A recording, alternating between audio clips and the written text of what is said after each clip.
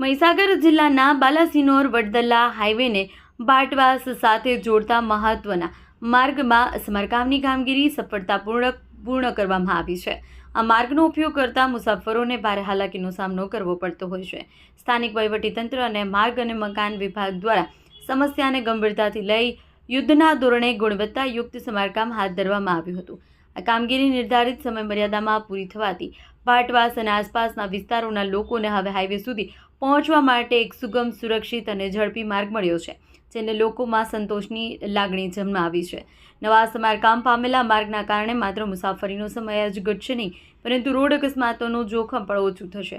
આ રોડની ગુણવત્તા જળવાઈ રહે તે માટે ઉત્તમ મટીરિયલનો ઉપયોગ કરવામાં આવ્યો છે અને તેનું નિયમિત નિરીક્ષણ પણ કરવામાં આવશે।